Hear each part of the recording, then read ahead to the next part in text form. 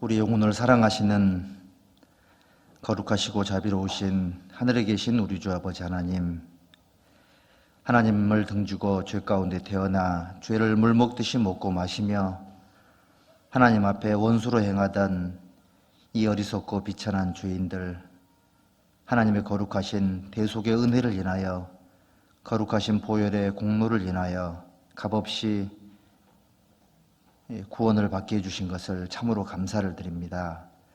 구원받은 이후에도 저희들을 고아처럼 버려두지 아니하시고 하나님께서 살아계시고 역사하시는 이 소중한 주님의 몸된 교회 안에 인도해 주셔서 하나님의 말씀을 배우며 하나님의 은혜 안에 거할 수 있도록 항상 도와주시고 함께해 주시는 것 참으로 감사를 드립니다.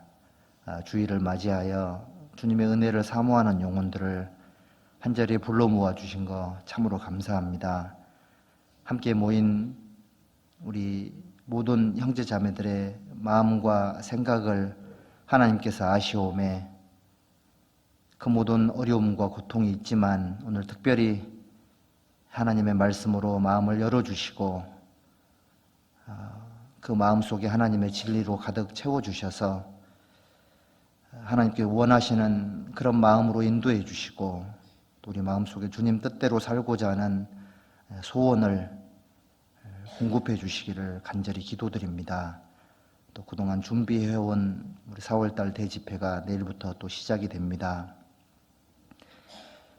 우리가 무엇이간데 이 거룩한 생명의 말씀을 살아서 역사하시는 이 거룩한 말씀을 우리 가운데 두셨습니까?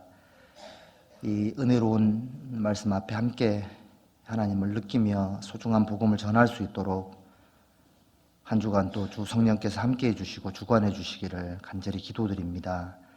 또 이번에 말씀을 듣기로 계획된 영혼들, 우리에게 붙여주신 귀한 영혼들을 위해서 기도하며 봉사하며 말씀을 잘 전할 수 있도록 우리 구미교회에게 하나님의 은혜로 힘으로 공급해 주시기를 간절히 기도드립니다.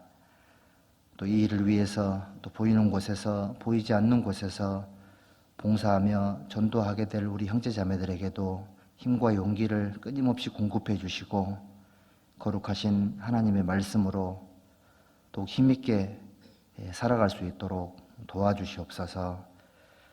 그리고 오늘 여러 사정으로 참석하지 못하신 우리 형제자매님들 어느 곳에 어떠한 형편에 계시든지 또 있는 곳에서 또 지켜주시고 함께해 주시기를 하나님께 간구합니다. 또 각 가정마다 주 성령께서 함께 하셔서 부탈하게 주님을 섬기며 평범한 일상이 하나님의 축복임을 일깨워 주시고 하나님께 감사할 수 있도록 인도해 주시옵소서. 그리고 우리 중에 병중에 계신 분들, 또 생활에 어려움을 겪고 계신 분들, 고난을 통과하고 계시는 여러 가정들 위해서 기도합니다. 하나님께서 피할 길을 허락해 주시고 또 친히 영육간에 어루만져 주셔서 모든 것들이 주님의 은혜 가운데 회복되고 온전해질 수 있도록 도와주시옵소서. 소중한 시간 모든 시종을 주 성령께서 함께해 주시기를 부탁드리며 주 예수님의 이름으로 기도드렸습니다. 아멘. 우리 신약 성경 요한계시록 22장 찾겠습니다. 요한계시록 22장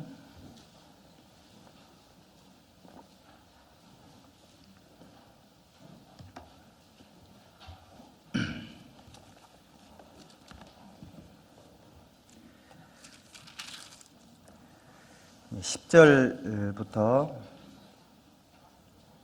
12절까지 10절부터 12절까지의 말씀을 천천히 함께 읽겠습니다. 또 내게 말하되 이 책의 예언의 말씀을 임봉하지 말라. 때가 가까우니라. 불의를 하는 자는 그대로 불의를 하고 더러운 자는 그대로 더럽고 의로운 자는 그대로 의를 행하고 거룩한 자는 그대로 거룩되게 하라. 보라, 내가 속히 오리니 내가 줄 상이 내게 있어 각 사람에게 그의 일한 대로 갚아 주리라. 하나님께서는 사람의 마음 속에 뭔가 소원을 주시고 뭔가를 행하고자 하는 마음을 주시고 그 사람에게 그런 삶을 살 수 있도록 인도해 주십니다.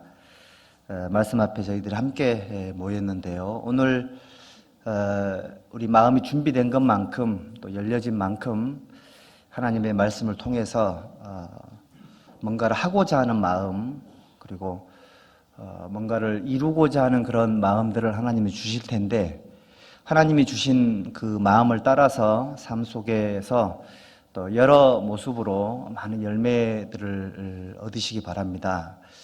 성경에 보면 성령을 소멸치 말며라는 말씀이 있는데요.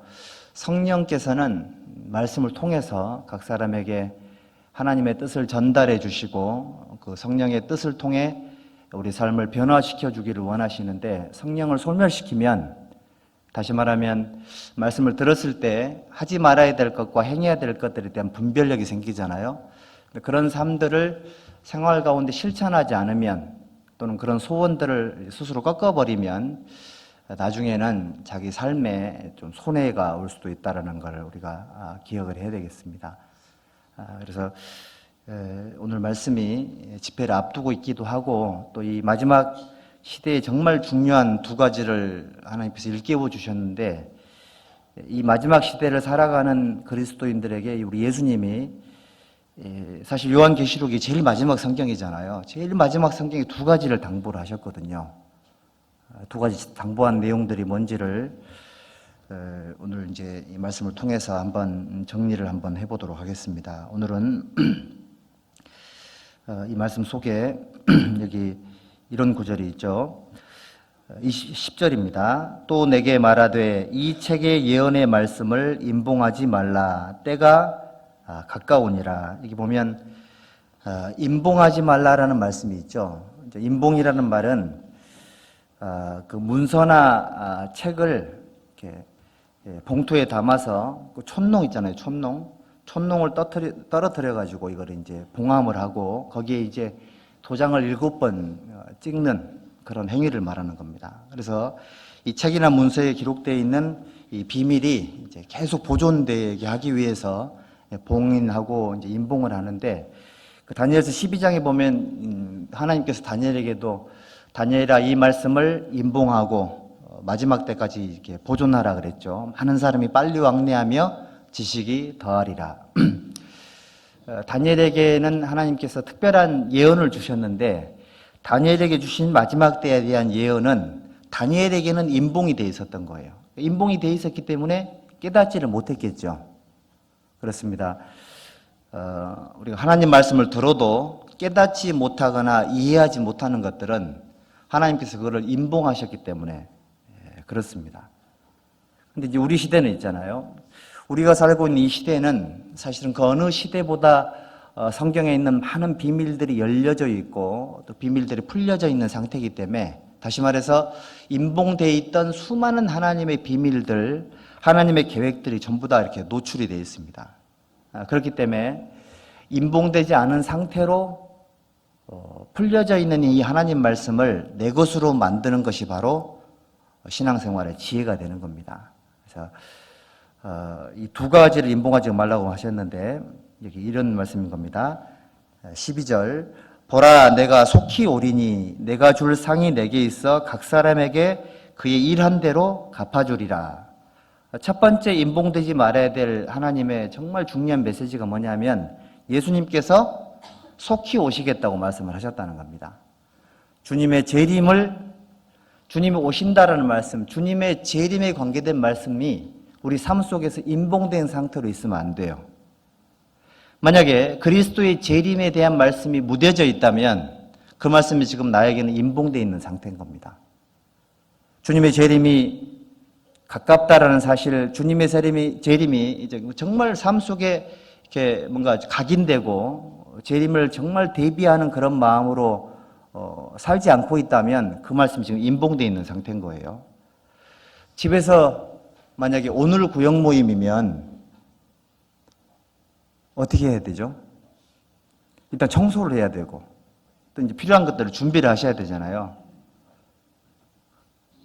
인봉대에 잇따르는 거는 마치 이런 겁니다. 집에 구역 모임 있는데 청소도 안 하고 전혀 준비를 안 하고 있는 상태.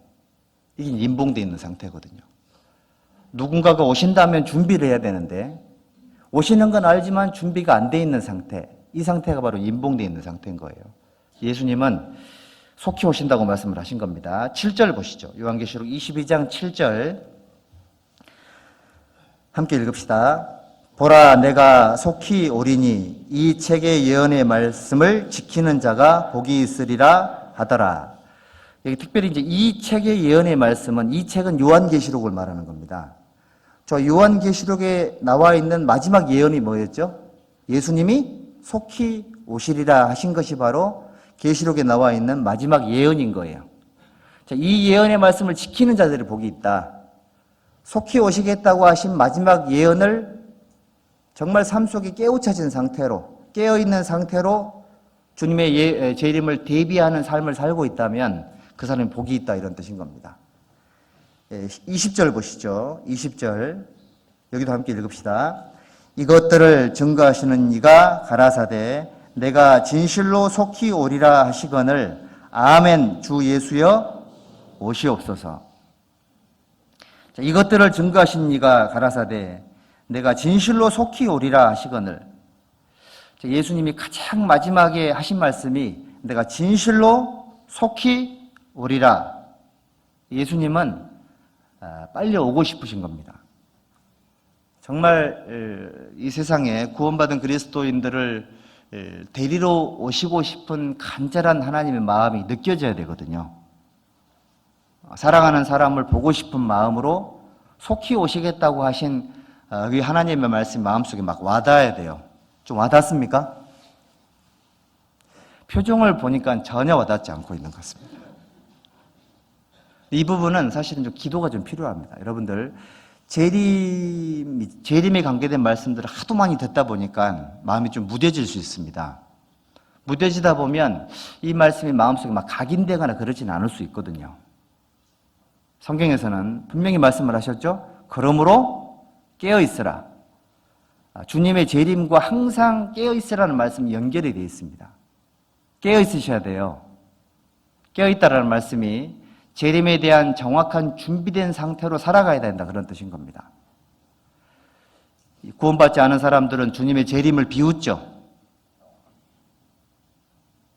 말도 안 되는 소리라고 이렇게 전부 다 눌러버립니다.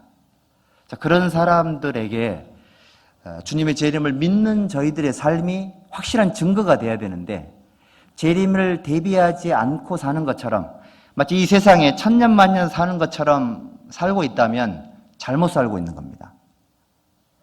고린도전서 7장에 바울사도는 고린도 교회 성도들에게 뭐라고 말했냐면 자, 이 세상에 있는 물건들은 다 쓰지 못하는 것처럼 해라. 왜죠? 이 세상의 형적은 지나감이니라. 우는 자들은 울지 않는 자 같이 하고 세상 물건을 쓰는 자들은 다 쓰지 못하는 자들 같이 해라. 그리고 너무 웃는 사람, 너무 좋은 일을 만난다 할지라도 너무 좋아하지 말라고 말씀을 하신 겁니다.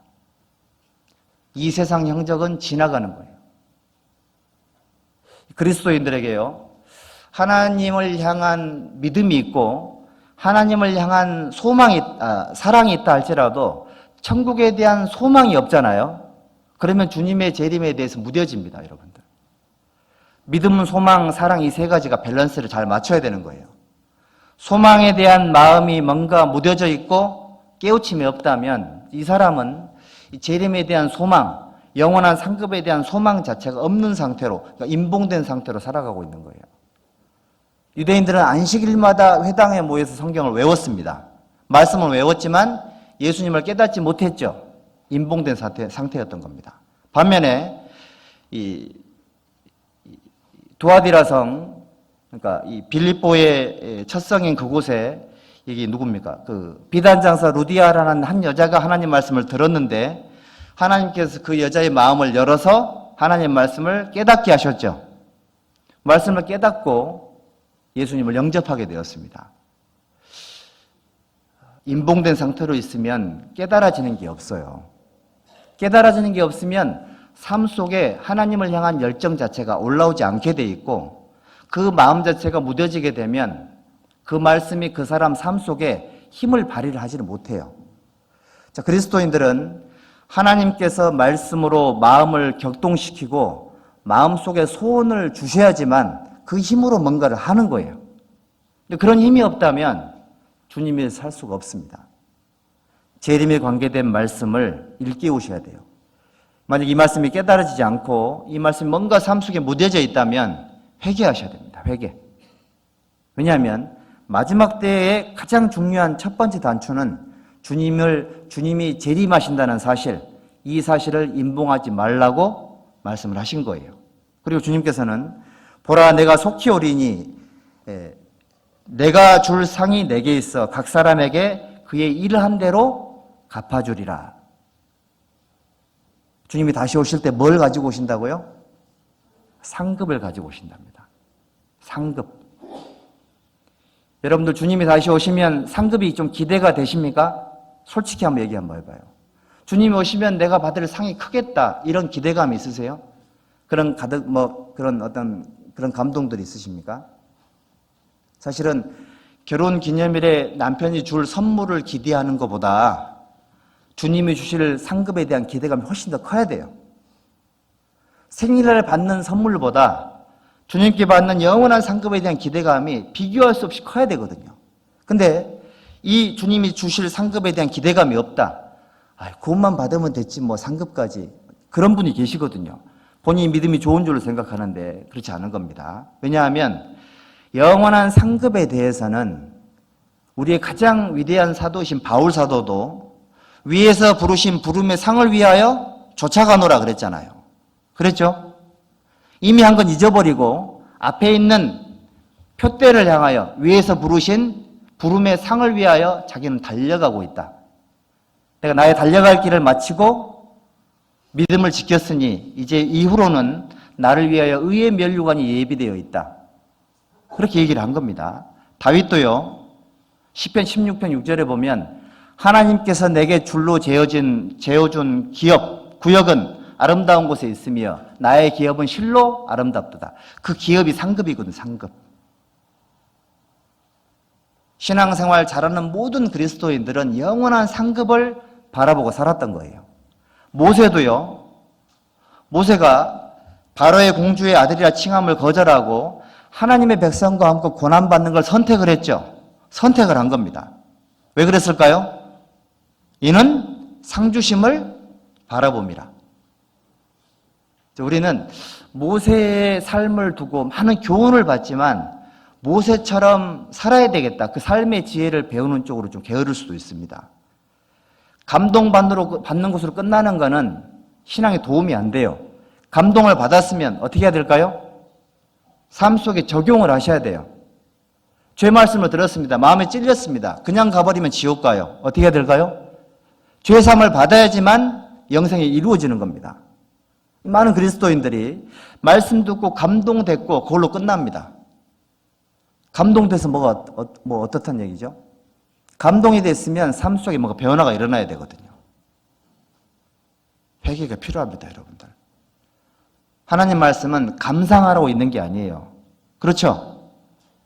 삶 속에 뭔가 영향력이 있어야 되거든요. 하나님은 재림과 상급을 봉함하지 말라고 그 두 가지가 마지막 때 가장 중요한 신앙의 포인트라고 이렇게 말씀을 하셨습니다. 왜 그러냐면 이렇게 되는 겁니다. 11절 불의를 하는 자는 그대로 불의를 하고 더러운 자는 그대로 더럽고 의로운 자는 그대로 의를 행하고 거룩한 자는 그대로 거룩되게 하라. 이제 마지막 때가 되면 어떻게 되냐면 이 세상과 그리스도인들과의 간격이 점점점 벌어지는 겁니다.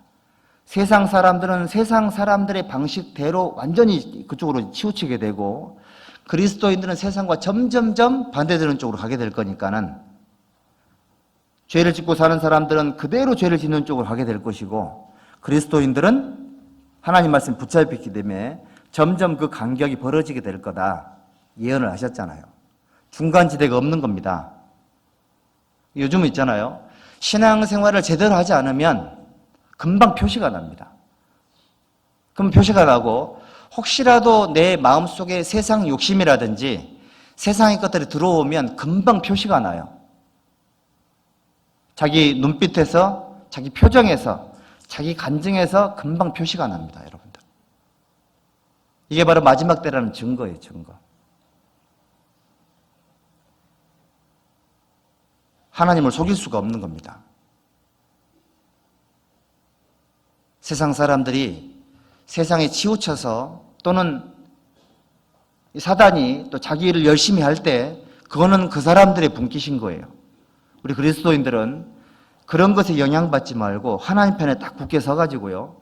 자기 믿음의 그 삶을 고수해야 돼요. 정말 세상에 마음 뺏기면 안 됩니다.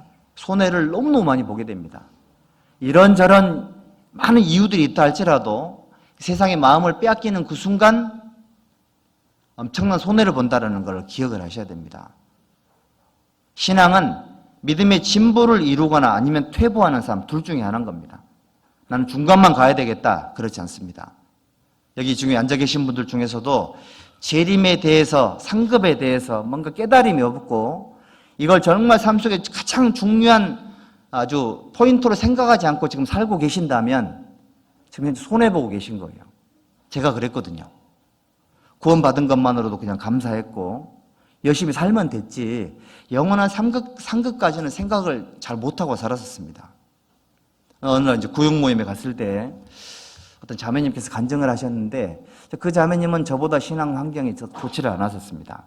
남편이 구원받지를 못한 상태였고 여러 가지로 이제 물리적인 환경 자체가 저보다 나은 환경은 아니었는데 그 자매님의 간증이 그날 정말 제게 충격적으로 다가왔습니다. 뭐라고 말씀하셨냐면 자기가 지금 할 수 있는 게 별로 없고 그리고 전도하는 것도 쉽지 않지만 나는 지금 현재 영원한 상급을 위해서 하루하루 살아가고 있습니다. 이 얘기를 했습니다. 아주 평범한 간증이었지만 그 영원한 상급이라는 그 말씀에 제가 이제 망치로 한 대 맞는 그런 기분이었습니다. 상급이라는 그 말씀의 은혜를 깨닫지 못한 상태로 열심히만 살다 보니까는 무뎌져 있는 제 자신을 발견했거든요. 선한 목표를 갖게 되면 삶 속에 신앙생활 속에 수단이라는 그 열심이라는 것도 점점 사용하면 사용할수록 빛이 나게 되고 만약에 선한 목표가 없으면 열심은 반드시 무뎌지게 돼 있고요. 그 열심에는 반드시 불순물이 끼게 돼 있다는 것을 제가 그때 확실하게 알았습니다. 제가 그때 기도했습니다, 여러분들.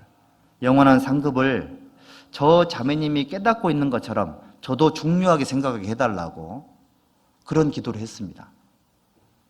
영원한 상급의 비밀을 깨닫고 나서의 제 삶은 그전과는 완전히 바뀌었습니다. 그전에는 정말 열심히만 했다면 그 영원한 상급에 대한 말씀을 깨달은 이후에는 열심에 목표가 더해지다 보니까는 눈이 밝아졌습니다.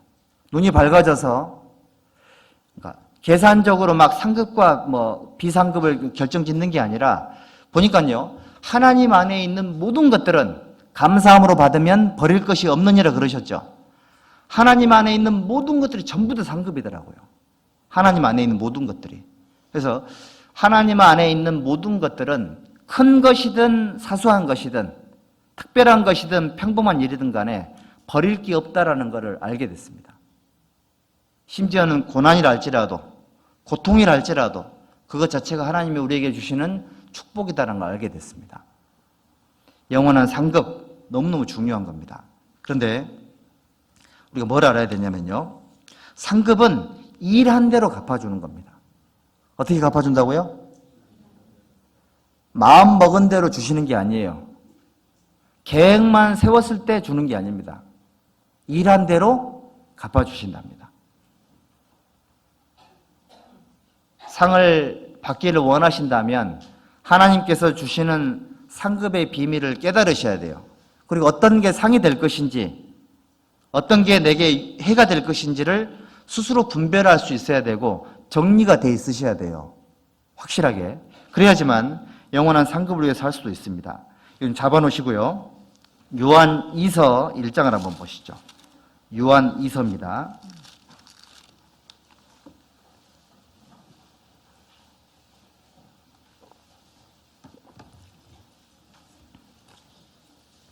요한 2서 1장 8절 보시죠. 요한 2서 1장 8절 함께 읽겠습니다. 너희는 너희를 삼가 우리의 일한 것을 잃지 말고 오직 온전한 상을 얻으라. 자, 너희는 너희를 삼가라 그랬죠. 삼가라는 말은 자기 성찰, 자기 반성, 자기 스스로 근신할 수 있는 그런 마음, 이런 것들을 말하는 겁니다. 너희는 삼가 우리의 일한 것을 잃지 말고, 사도들의 헌신과 사도들의 삶이 없었으면 우리가 구원을 받을 수가 없는 겁니다. 예수님 다음에 하나님의 일을 하셨던 사도들의 삶, 이 삶을 우리가 정말 쉽게 생각해서는 안 되는 겁니다. 우리의 일한 것을 잃지 말고 사도들의 삶을 반드시 본받아야 되고 그분들의 가르침을 가슴 깊이 새겨야 된다, 그런 뜻인 겁니다. 우리의 일한 것을 잃지 말고 오직 온전한 상을 얻으라. 잃지 말고 그랬죠. 문제가 뭐냐면 이 상급을 잃어버린 사람, 사도들의 가르침을 통해서 구원을 받지 못한 사람들, 또는 사도들의 가르침 속에 상급의 비밀을 깨닫지 못한 사람들, 또는 상급 속에 살다가 자기 상을 잃어버린 사람들, 상급을 잃어버릴 수도 있습니다, 여러분들. 데마라는 사람은 바울 사도와 함께 열심히 복음을 전하다가 하필이면 디모데후서가 바울 사도가 쓴 마지막 서신이거든요. 거기에 정말 데마라는 사람의 비극적인 삶이 기록이 되어 있죠. 데마는 세상을 사랑해서 나를 버리고 데살로니가로 갔다. 아브라함의 조카 롯처럼 아브라함을 떠나서 소돔 고모라 쪽으로 옮겨간 것처럼 데마는 하나님 편을 버리고 세상으로 가버린 겁니다. 상을 완전히 잃어버린 거죠. 그런 분들이 너무 많으세요. 그런 분들이. 사실 우리 구원받은 그리스도인들에게 가장 슬픈 일 중에 하나죠. 함께 신앙생활했던 형제자매들이 교제에 떨어져 있거나 또는 신앙 속에 뭔가 힘을 발휘하고 못하고 있는 것은 구원받은 그리스도인들의 가장 슬픈 일입니다. 사랑하는 가족들이 구원받지 못한 것도 정말 슬픈 일인데, 그 가족들을 위해서 함께 전도하고 수고했던 그 형제 자매가 교제에 떨어졌습니다. 상황은 이해가 되는데 그게 너무너무 슬픈 일이에요. 너무너무 가슴 아픈 일이고 너무너무 괴로운 일인 겁니다. 정말 형제로서 사랑했던 형제들이 정말 많았잖아요. 그렇죠? 저도 정말 많았거든요. 그런데 그 사랑했던 형제가 교제를 떨어집니다.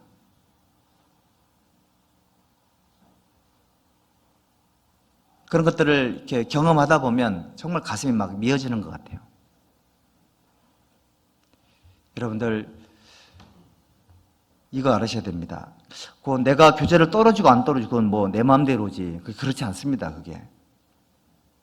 한 사람이 구원을 받고 힘들고 어렵지만 신앙생활을 열심히 하다 보면 그게 나를 잘 모르는 형제자매들이 그 모습을 보고 힘과 용기를 얻어요.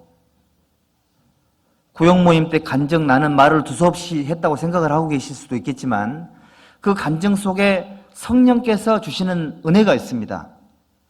그 간증을 듣고 힘을 내는 사람들이 계십니다. 나만 몰라서 그렇지. 근데 그 힘을 줬던 그 형제자매가 떨어졌습니다. 했던 모든 간증들은 떨어짐으로 말미암아 전부 다 산산이 없어져 버린 겁니다. 그게 너무너무 좀 슬픈 일인 거예요. 여기 앉아 계신 분들 중에서 혹시 힘들고 어려운 분들 계신지 모르겠습니다. 아무리 힘들고 어려워도요, 교제 바깥으로 나가시면 안 됩니다. 그거는 하나님을 가슴 아프게 하는 일일 수도 있고 구원받은 식구들에게 큰 상처를 주는 일인 겁니다. 말을 하진 않지만 교제 안에서 허허 웃고 있지만 누군가 떨어지잖아요. 말할 수 없는 고통이고 상처가 되는 거예요. 근데 본인의 어떤 문제에 사로잡혀 있으면 그런 게 안 보일 수도 있습니다. 물론 주님 앞에 갈 때까지 슬픈 일을 많이 겪어야 되겠지만 사실 이런 슬픔들은 없었으면 좋겠습니다. 그리고 그분에게는 상이 이뤄져 버립니다. 구원은 없어지지 않겠지만 불 가운데 얻는 구원처럼 모든 공력이 불에 타버린 거예요. 모든 수고가 전부 다 없어져 버린 겁니다. 그런 비극적인 일이 우리 주변에 일어나서는 안 되거든요. 우리에게서 스스로 나뉘는 자는 자기 소욕을 따르는 자라 온갖 참 지혜를 배척하느니라. 떨어지는 많은 이유들이 있습니다. 누구 때문이다, 뭐 때문이다 이렇게 말을 하지만 결국은 우리에게서 스스로 나뉘는 거예요. 왜 그렇죠? 자기 소욕 때문에 그래요. 자기 개인적인 욕심 때문에 그렇게 되는 겁니다. 이거는 부인할 수가 없어요. 그래서 구원을 받은 이후에 자기를 쳐서 복종시키는 이유가 자기 소욕이라는 게 있기 때문에 그런 거예요. 교제를 떨어지는 거의 대부분의 사람들은 자기 부인이 안 되거나 자기 소욕의 어떤 그런 어떻게 보면 종속돼 있어서 이겨낼 힘이 없어서 그런 어떤 불행한 일이 생기는 겁니다. 문제는 그렇게 되면 어떻게 되냐면 상급이 이루어져요. 상급이 완전히 이루어져 버리고요. 그리고 가장 중요한 게 뭐냐면 사랑하는 가족들이 구원받을 수 있는 기회가 완전히 사라져 버립니다. 마귀가 노리는 건 그거예요. 마음에 문제 걸렸으면 전도를 안 하시거든요. 마귀가 노린 게 그건데 가장 중요한 걸 모르고요. 사실 모든 문제의 원인은 마귀에게 있는데 마귀 탓, 세상 탓을 해야 되는데 엉뚱하게 형제자매를 공격하고 교회를 공격하고 하나님께 불평하고 마귀의 불화살을 맞은 겁니다. 상급이 이뤄져 버립니다, 여러분들. 온전한 상을 얻으라. 온전한 상이라 그랬죠. 적당하게 신앙생활 하는 게 아니에요. 미지근하게 사는 게 아닙니다, 여러분들. 여러분들 신앙생활 단계가 있다 그랬죠. 힘대로 하는 사람, 힘에 지나도록 하는 사람, 힘에 지나도록 자원하는 사람, 힘에 지나도록 자원하는 걸 심히 사모하는 사람. 힘대로 하는 사람은 힘에 지나도록 하는 사람을 이해할 수가 없습니다. 힘대로 하는 사람은 힘에 지나도록 심히 자원하는 사람을 이해를 할 수가 없어요. 힘이 지나도록 하는 사람이 뭔가를 합니다. 하고자 합니다. 힘대로 하는 사람은 그게 소화가 안 되거든요. 그러다 보면 자기도 모르게 반대를 하게 되고 발목을 딱 잡게 돼요. 자기 이성으로는 이해가 안 되거든요. 여러분들 이성과 믿음을 착각하시면 안 됩니다. 믿음의 분량대로 그걸 마치 이성적인 어떤 판단이라고 생각할 수 있는데 믿음의 분량과 이성은 다른 거예요. 믿음은 이성을 뛰어넘는 거예요. 믿음이라는 거는 합리적인 걸 뛰어넘는 게 믿음인 거예요. 히브리서 11장 읽어보세요. 믿음의 선진들이 이성적으로 살았습니까? 합리적으로 살았냐고요. 그렇게 살았으면 믿음의 조상에 이름도 못 올립니다, 여러분들. 힘대로 살고 계신 분이 계신다면 힘에 지나도록 사는 삶의 비밀을 깨달으셔야 돼요. 그리고 힘에 지나도록 삶이 괴롭거든요. 그 다음 단계가 뭐냐면 힘에 지나도록 자원하는 삶이 뭔지를 알아야 돼요. 비밀이거든요, 이런 것들이. 상급이 완전히 차이가 납니다. 힘에 지나도록 심하게 자원하는 사람, 간절함으로 사모하는 사람, 이 사람들은 세상이 감당할 수 없는 사람이에요. 우리 이사야 62장에 보면 내가 너희로 성벽에 파수꾼을 세웠으니까 너희는 종일 종야에 쉬지 말고 하나님으로 쉬지 못하시게 하라, 이런 구절이 있습니다. 하나님으로 쉬지 못하시게 하라. 언제 하나님이 못 쉬죠? 자, 보십시오. 우리가 언제 못 쉬죠? 사업하시는 분들은 언제 못 쉬세요? 일이 밀리면 못 쉬죠? 일이 막 밀려면 쉴 수가 없어요. 중요한 일을 해야 됩니다. 쉴 수가 없습니다. 정말 좋아하는 일을 하면 쉴 수가 없고요.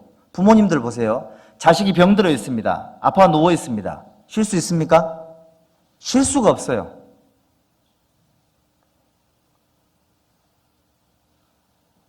내가 그리스도인으로서, 사회인으로서, 가정의 한 일원으로서 쉴 수 없는 상황을 한번 생각을 해보면 하나님도 똑같은 겁니다.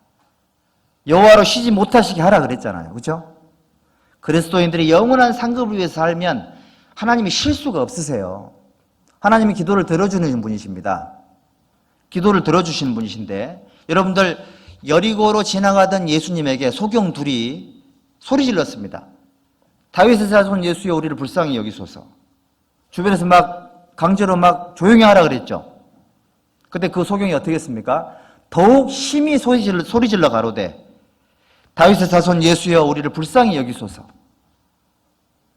소리 지르는 사람, 심하게 더욱 소리 지르는 사람, 밤낮 간구하는 자들의 그 소원을 들어주지 않겠느냐. 하나님 실수가 없는 거예요. 기도밖에 할 게 없다고요? 기도만큼 중요한 게 어디 있냐고요. 아닙니까? 사람의 마음을 바꾸는 게 기도만큼 중요한 게 어디 있냐고요. 기도밖에 할 수 없다는 거는 표현을 잘못하신 거예요. 기도만큼 중요한 게 없어요. 기도만큼.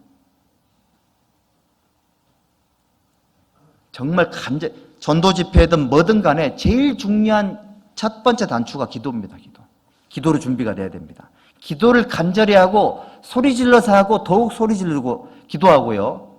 하나님 나를 불쌍히 여겨달라고 간절히 기도하면 하나님이 쉬지를 못해요.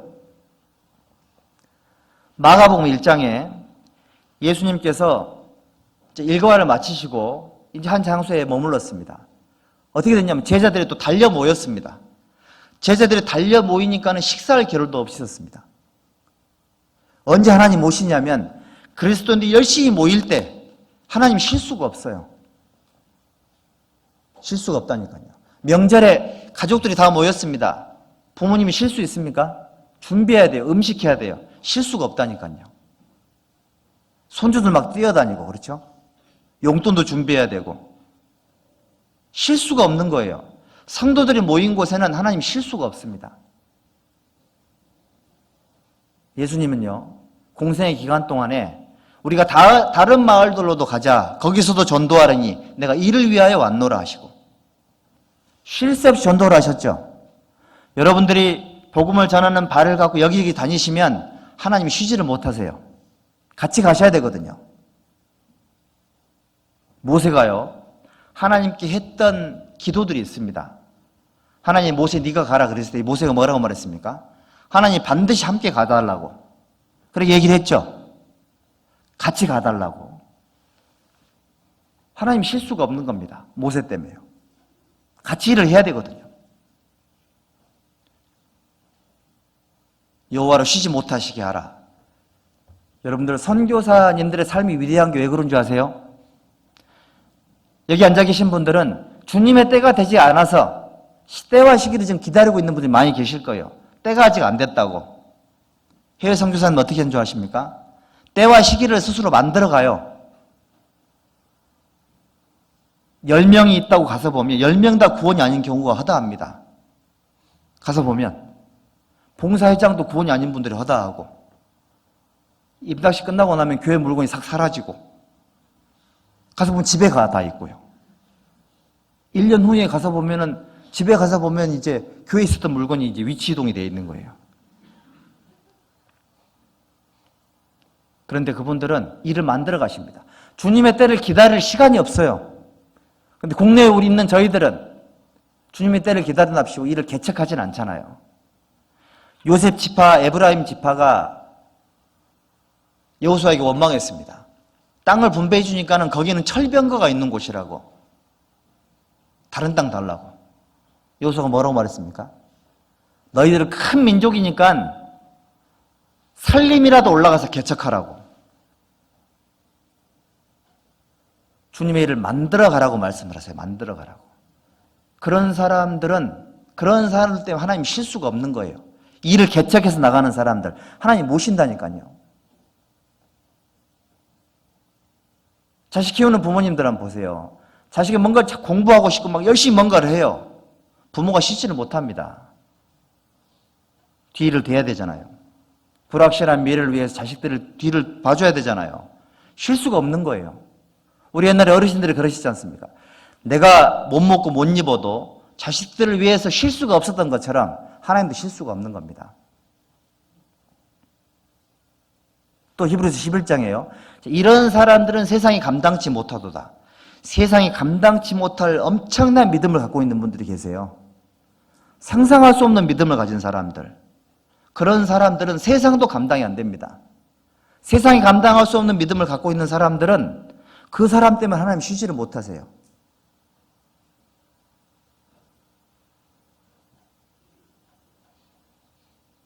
하나님을 쉬지 못하게 하는 사람은 마귀도 바쁘게 만드는 거예요. 그런데 마귀가 포기한 사람이 있죠. 마귀가 안심하고 있는 사람, 마귀를 쉬게 하는 그리스도인 있습니다. 잠자고 있는 그리스도인, 기도하지 않는 그리스도인, 적당하게 미지근하게 살면서 간증으로 포장하는 그리스도인, 눈치 봐가면 슬근슬근 빠지는 그리스도인. 우리 마음속에 그런 영적인 게으름이 있다, 그런 뜻인 겁니다. 그렇게 살면 상을 잃어버립니다, 여러분들. 온전한 상을 얻기 위해서 신앙생활을 해야 되는데 어떤 경우에 상급이 이루어지냐면, 첫 번째, 사람에게 보이려고 너희 의를 행치 않도록 주의하라. 너희 상을 이미 받았느니라. 신앙의 동기가 잘못되면 상급을 잃어버립니다, 여러분들. 바리새인과 서기관들은 사람에게 보이려고 옷을 입고 사람 많은 데 가서 문안받는 거 좋아하고 상석에 앉는 거 좋아하고 드러나는 거 좋아하고 오른손이 한 일을 온 동네에 알게 하고 이렇게 살았거든요. 상이 없어요, 상이. 왜? 사람에게 보이려고 했기 때문에 그런 겁니다. 말로 하나님을 높이고 말로 하나님 앞에 경배를 했다 할지라도 중심의 동기가 잘못되면 상이 없습니다. 따라해 보시죠. 오른손이 하는 일을 왼손이 모르게 하라.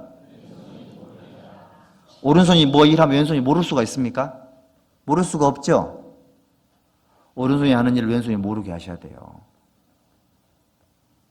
하나님 앞에 하는 겁니다. 하나님 앞에.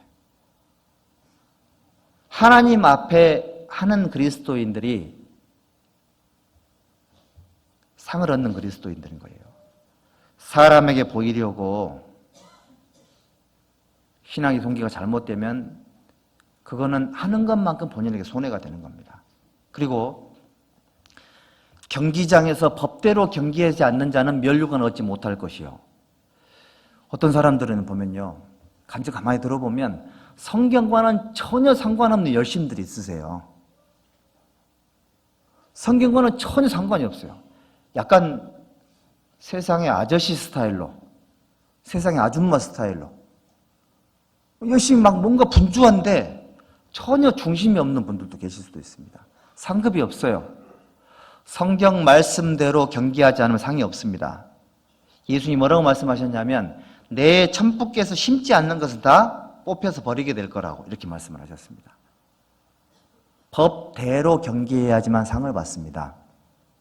영원한 상급이 뭔지, 상이 이루어지는 게 뭔지를 알아야 돼요. 그걸 알아야지만 상급이 보존됩니다. 그리고 영원한 상급이 이루어지는 또 하나의 경우가 뭐냐면 절제하지 못하면 상을 잃어버립니다.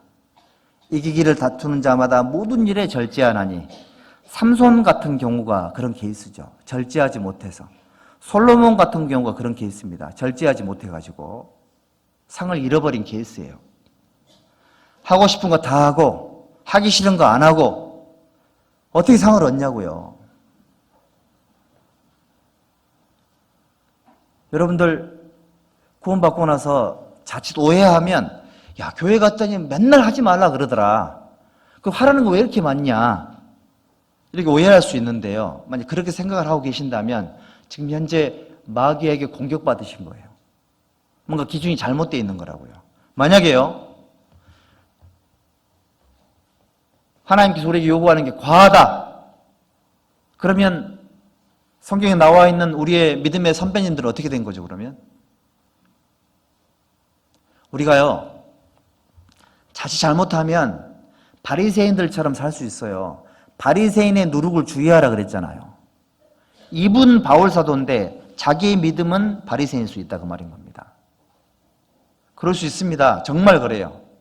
희생과 헌신, 실제적인 헌신, 심지어는 자기 팔 하나 잘라서도 하나님께 드릴 수 있는 그런 믿음, 그런 거 경험해보지 않고 지금 현재 하지 않고 내 입은 바울 사도인데 내 삶은 바리새인처럼 그렇게 살 수 있다니까요. 충분히 그렇게 될 수 있습니다. 그러면 상이 없습니다, 여러분들. 절제는 그리스도인들이 해야 되는 겁니다. 절제는 그리스도인들이 해야 되는 거예요. 너희는 삼가라 그랬습니다. 만나는 사람들, 만나는 대상들, 내가 가는 모임들 잘 생각해 보세요.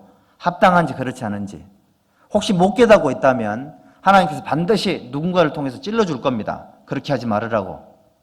형제자매들을 통해서 들려오는 모든 얘기들은 또는 상황 속에 주어지는 모든 사건들은 하나님이 그렇게 하신 거예요. 다윗이 그랬잖아요.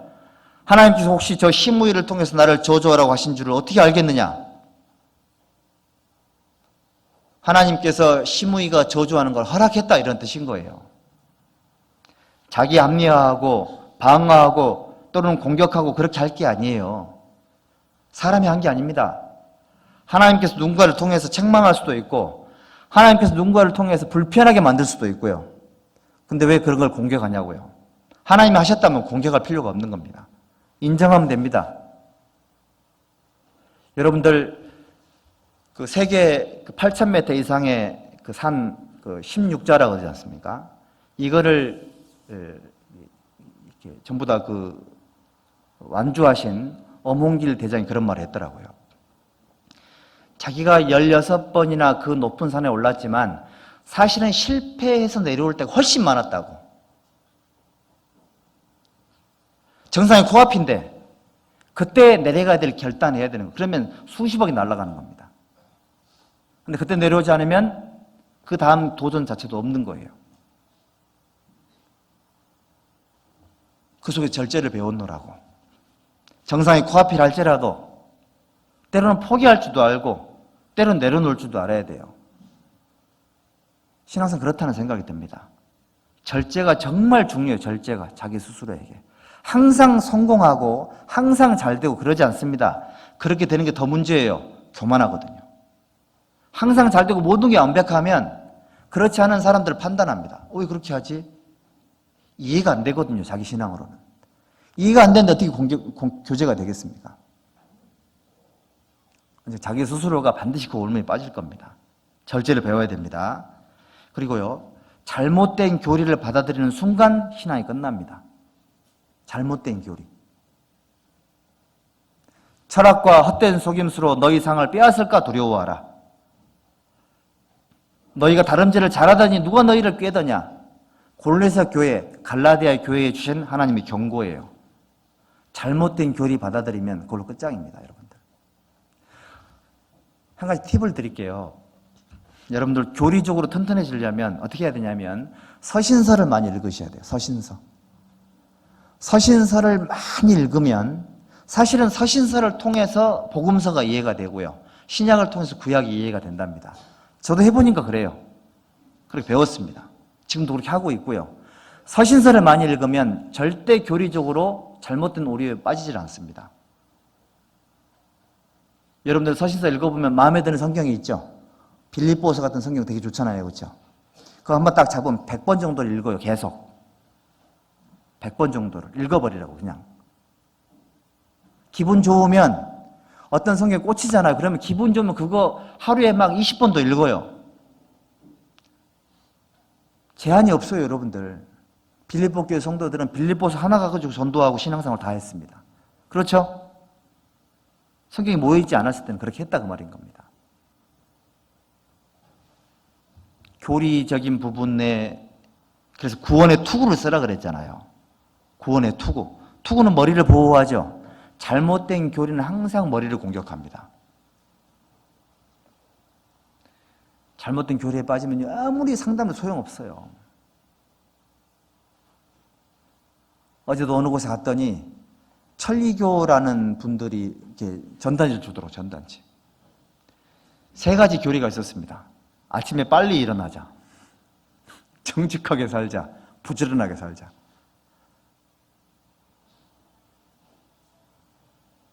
여러분들 죄라는 것의 중요성을 인식하지 못하면 그것만 읽어보면 그게 맞는 말처럼 보여지잖아요. 그렇죠? 좋은 말씀이잖아요.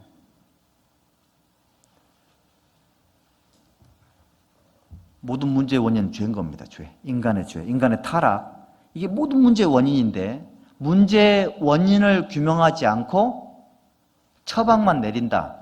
그럼 문제가 더 쌓입니다. 이게 율법주의거든요, 여러분들.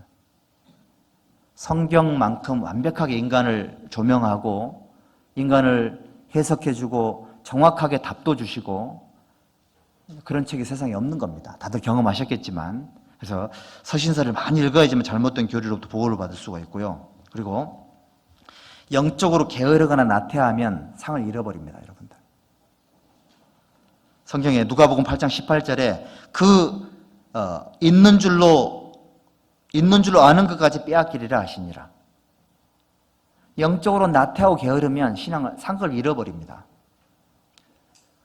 섰는 줄로 생각하는 자는 어떻게 하라고요? 따라해 보시죠. 섰는 줄로 생각하는 자는 디비질까 조심하라. 넘어질까 조심하라 그랬잖아요. 서 있다고 생각하는 것 자체가 지금 넘어져 있는 거예요. 나는 뭐 완벽하다. 넘어져 계신 겁니다. 사람 말이 그래요. 사람 말이. 사람 말은 속에서 나오기 때문에 자기 상태를 이 말로 표현하게 돼 있거든요. 정말 조심해야 됩니다. 기도로서 내 겸손을 잘 갖고 나가야 돼요. 기도 가운데 겸손을 갖고지 않으면 자기도 모르게 교만해집니다. 교만하려면 어떻게 하면 되죠? 그대로 있으면 돼요. 교만은 자기 본성에서 올라오거든요. 겸손은 갖고지 않으면 안 만들어져요. 겸손이 만들어지지 않으면 교만은 자동적으로 올라옵니다. 영적으로 게으르거나 나태하면 큰일 납니다. 그래서 근신하라 그랬고 삼가하라 그랬고 깨어있어라 그랬잖아요.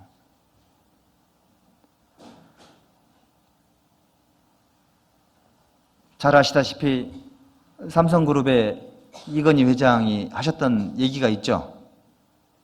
지금이 곧 제일 큰 위기라고. 근데 그 위기라고 했을 때가 삼성이 제일 돈을 많이 벌었을 때였답니다. 가장 잘 나갈 때가 가장 큰 위기라고 했던 분이 그 양반이에요. 여러분들 스스로에게 지금 잘하고 있다라고 생각하는 순간이 제일 큰 위기라고 자꾸 자기 기도를 하셔야 돼요. 지금이 제일 위기예요, 지금.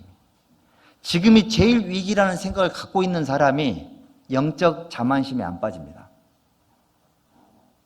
나는 이만큼 했다. 공로의식이 사라져요. 지금 위기라고 생각하는 사람은 뭐 한 게 있으면 하나님이 해주셨구나. 하나님께 영광을 돌리게 됩니다. 그리고 자기 자신은 다시 주여 나를 떠나소서 나는 죄인으로소이다. 이쪽으로 돌아가요. 칭찬은 다른 사람이 하는 것이고 하나님이 하시는 거예요. 나는 잘하고 있다. 그 말하는 순간 넘어져 있는 거라니까요. 그렇습니다, 여러분들. 영적 게으름과 나태함과 교만함이 상급을 잃어버리게 만듭니다. 그리고 형식적인 거 있잖아요. 마음이 받쳐지지 않은 것들은 상급을 잃어버리게 만듭니다. 눈먼 것, 병든 것, 저는 것, 너희 총독에게 줘봐라. 총독이라도 받겠느냐. 이런 말씀 있었죠. 정성을 다하지 않고 영혼을 바쳐서 하지 않고 하는 것들은 상급을 잃어버리는 거예요. 그래서 여러분들 정말 조심해야 될 말이 있는데 꼭 이렇게까지 해야 되냐? 이런 표현들이 있죠. 꼭 이렇게까지 해야 되냐? 그러면 예수님에게 꼭 그렇게까지 예수님께서 만약에 꼭 그렇게까지 해야 됐을까요? 우리 사도들은 꼭 그렇게까지 해야 됐을까요? 우리 구미교회 믿음의 선배들이 꼭 그렇게까지 하셨어야 될까요?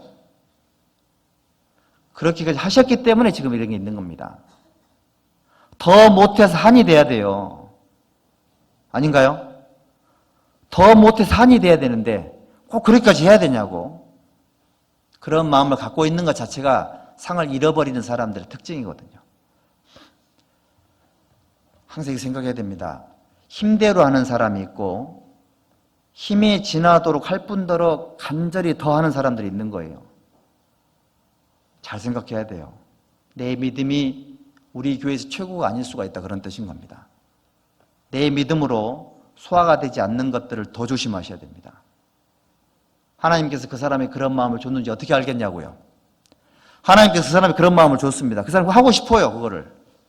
근데 내 이성으로 그걸 막아요? 하나님이 주셨는데 큰일 나는 겁니다. 교회의 주인이 하나님인데. 그래서 교회는 민주주의가 아닌 거예요. 말씀에 딱 붙잡혀 있는 겁니다. 다수결이 아닌 거예요. 그래서 교회가. 의견 수렴은 하지만 더 중요한 게 있는 겁니다. 하나님 주셨다면 누가 막을 수가 있겠습니까? 하나님께로부터 말미암았다면 누가 막을 수가 있겠습니까?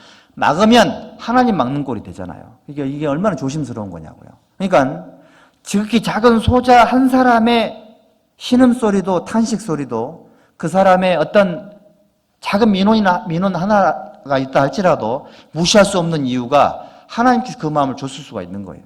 그래서 조심스러운 겁니다. 삼가야 되는 거예요.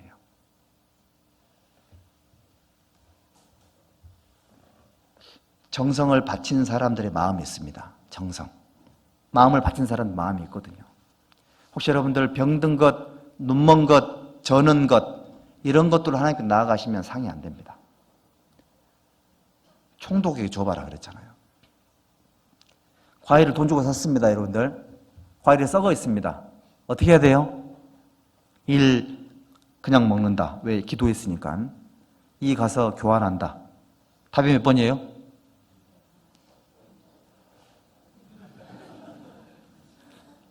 2번. 교환하셔야죠. 썩은 과일을 먹을 수가 없잖아요. 우리는 본능적으로 썩은 것, 좋지 않은 것 먹어서는 안 된다는 본능을 갖고 있습니다. 그런데 우리가 하나님께 그런 걸 드립니다. 아무렇지도 않게 생각을 하면서요.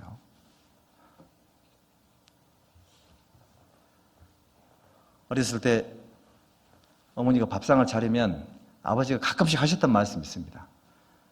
반찬을 좀 너무 많이 하지 말으라고. 이 며칠째 나오는 줄 아냐고.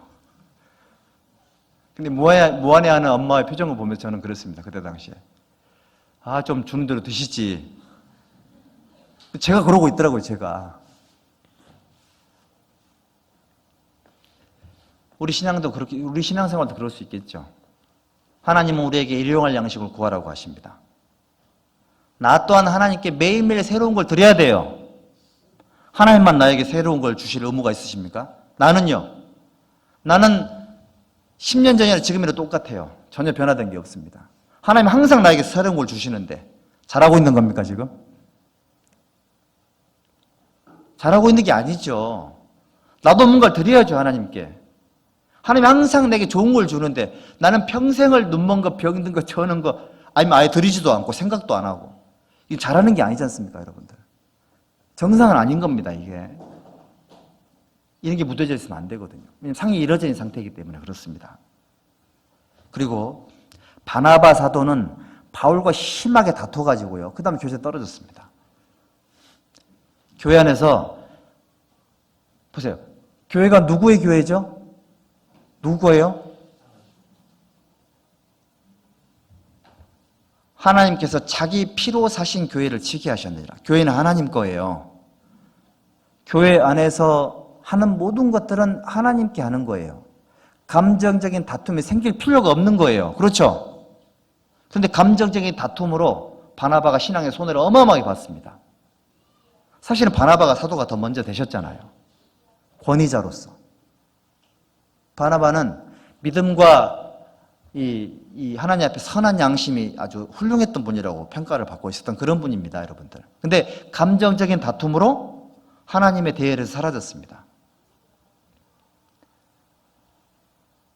교회 일하시는 분들 다투지 마십시오. 선과 더 중요한 거 그렇지 않은 거 분별하는 건 좋지만 거기에 감정이 들어가는 순간 상이 이루어져 버립니다. 그리고 목소리 세고 소리 지르고 그러면 이기는 것 같죠? 시끄러우니까 하도 육신적이니까 양보하는 것 뿐인 거예요. 반드시 본인은 그대로 돌아옵니다, 여러분들. 그거 아십니까? 감정적인 다툼이 상급을 잃게 만듭니다. 우리도 많이 해봤습니다. 결국 후회하게 될 게 감정적인 거더라고요. 하나님 거니까 항상 교회 현안을 의논하고 교제하고 할 때 항상 하나님 중심으로 돼야 될 이유가 거기 있는 거예요. 하나님께 유익이 될 것이냐, 복음에 도움이 될 것이냐, 이론적으로 생각을 해가지고 이렇게 돼야 되지.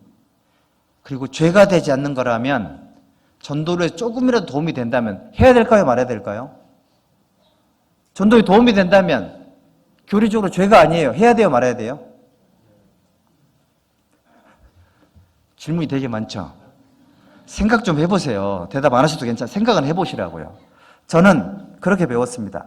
죄가 되지 않는 거라면 뭐든지 해야 됩니다. 죄가 되지 않는 거라면.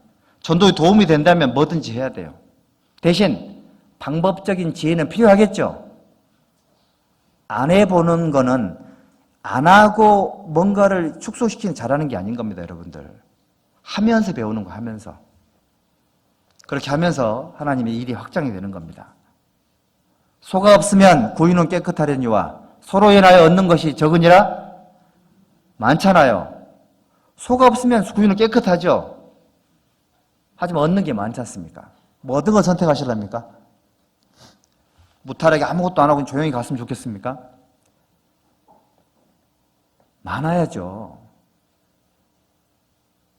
소로 인해서 얻는 게 많다면 한 마리 있으면 좋겠냐고요. 소 한 마리 있으면 좋을까요? 100마리 있으면 좋을까요? 소 100마리 있으면 일도 힘들고 막 똥도 많이 치워야 되고 너무 힘들어서 100마리 싫어. 이런 사람 계십니까? 혹시? 1000마리 있으면 좋을까요? 안 좋을까요? 만도 있으면요. 그러면 1억도 있으면. 소가 한 10억 마리 정도 있으면. 사료되고 감당하지 못, 나는 싫어. 이런 사람이 있을지 모르겠습니다. 만약에 공짜로 주어진다면. 마다해야 돼요? 귀찮으니까? 그런 셈에는 저희들이 박잖아요. 그렇지 않습니까, 여러분들? 그래서 교회 안에는 저는 그런 생각이 듭니다. 할 수만 있으면 하여튼 최대한 이렇게 해가지고 그리고 이제 이런 거 있잖아요. 솔직히 저희들이 저희들이 만약에 우리끼리만 모인다면 비닐하우스도 좋죠. 우리끼리 모인다면 비닐하우스가 최고예요. 그런데 전도를 해야 되잖아요, 전도. 이방인들이 누가 올지 모르지 않습니까? 누가 올지 몰라요. 성격이 막 깐깐한 사람들, 결벽증 있는 사람들이 오면 지저분한 거 보면 그 교회 안 가고 싶어 하겠죠. 아닙니까?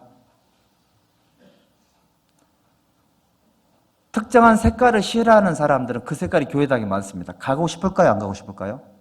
안 가고 싶어져요. 요즘은요, 사람들이 이상한 사람이 정말 많아요. 상상치 못할 사람들이 많습니다. 어떤 사람들이 온다 할지라도 다 소화할 수 있는 그런 영역으로 넓혀야 되지 않을까요? 처음 왔을 때, 구원받지 않은 사람이 우리 교회당에 왔을 때, 또는 전도하는 사람들에게 왔을 때 그분들의 마음이 배려됐다라는 느낌을 받으면 좋겠죠? 필요합니다. 우리가 있잖아요. 전도에 대한 목표는 너무 훌륭하고 선한데 방법적인 측면에서 세상의 변화, 세상처럼 될 필요는 없겠지만 그 마음에 이렇게 나눠지는 그런 세밀함들을 저희가 따라가는 게 좀 더딘 것은 맞는 것 같아요. 그럼 좀 있습니다, 여러분들.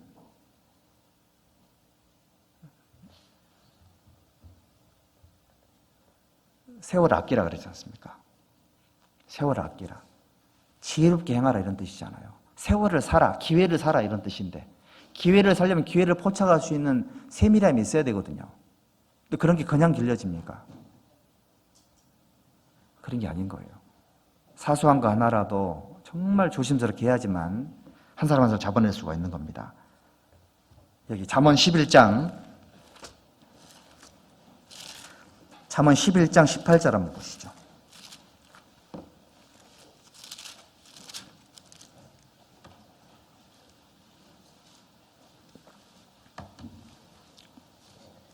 잠언 11장 18절 함께 읽겠습니다. 악인의 싹은 허무하되 의를 뿌린 자의 상은 확실하니라. 이 말씀 참 명백하죠. 악인의 싹은 허무하되 악인은 상급이 없습니다. 악인들이 세상에 쌓은 모든 기업들은 전부 다 허무하게 사라지는 것들이에요. 불타 없어질 것들이거든요. 근데 의인의 상은 어떡하다고요? 확실하답니다.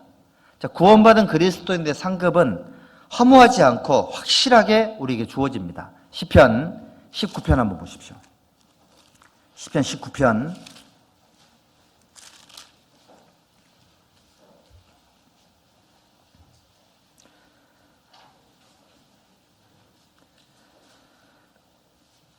7절부터요. 제가 읽어 올릴게요. 시편 19편 7절부터입니다. 여호와의 율법은 완전하여 영혼을 소성케 하고 여호와의 증거는 확실하여 우둔한 자로 지혜롭게 하며 여호와의 교훈은 정직하여 마음을 기쁘게 하고 여호와의 계명은 순결하여 눈을 밝게 하도다.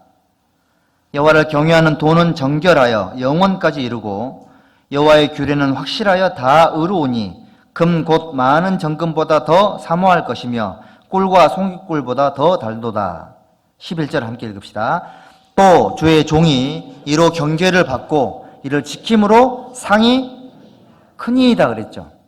하나님 말씀으로 경계를 받는 사람, 하나님 말씀으로 책망을 받는 사람, 하나님 말씀으로 교훈을 받는 사람, 하나님 말씀으로 권함을 받는 사람, 그리고 그 말씀에 순종하는 사람, 그 사람의 상이 커요.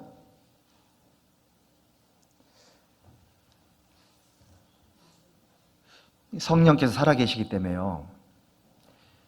교훈과 책망과 바르게 함과 의로 교육하기에 유익한 말씀이라 그랬잖아요. 그렇죠? 교책 바의입니다. 하나님 말씀은 교훈이 되고 나를 바르게 해줘요. 책망합니다. 의가 뭔지를 가르쳐 주세요. 교육시켜 줍니다. 그러면 상이 커지는 거예요, 여러분들. 우리 교회가 말씀 중심의 삶을 사는 이유가 왜 그러냐면 상급을 위해서 그런 겁니다. 자, 이를 지킴으로 상이 어떻다고요? 상이 크다라고 기록이 되어 있잖아요. 상이 큰 겁니다. 내 소유는 이것이니 주의 법도를 지킨 것이니이다. 하나님 말씀을 하나씩 깨달아 가시고 생활 속에 순종하시면 그 말씀이 소화된 만큼 상급이 되는 거예요. 여러분들, 여러분들의 삶을 지탱해 주는 말씀들이 있으시죠? 내 삶을 지탱해 주는 말씀들. 구역 모임 같은 거 할 때도 이런 주제 좋습니다. 내 삶을 지탱해 준 말씀들 얼마나 좋아요. 하나님께 영광이 되잖아요. 나 위주의 간증도 좋지만 하나님 위주의 간증이 훨씬 좋은 거예요. 나를 지탱해 준 말씀, 주님의 임재를 경험하게 해주신 하나님의 은혜, 하나님 자체를 높이고 하나님 자체가 주인공이 되는 전도 같은 거 할 때도요, 내가 이렇게 했고 그 사람이 이렇게 들었고 이런 상태고, 그런 거는 그냥 기도죠. 기도. 본인이 기도하면 돼요. 그런 거는. 근데 그런 기도 부탁이나 간증 속에서도요, 그런 내가 하는 것, 그 사람의 상태는 조금만 하시고 하나님이 어떻게 그 사람을 열어줬는지, 하나님 상황을 어떻게 바꿔줬는지, 그런 간증이 좋은 간증인 거예요. 하나님 중심의 간증. 그래야 되겠죠? 상이 큽니다, 여러분들. 말씀 중심, 복음에서 너희가 이제까지 교제함을 인함이라. 이런 것들이요, 하나님 앞에 진짜 중요한 상급이 되는 겁니다. 그리고 마태복음 10장을 한번 보십시오. 마태복음 10장.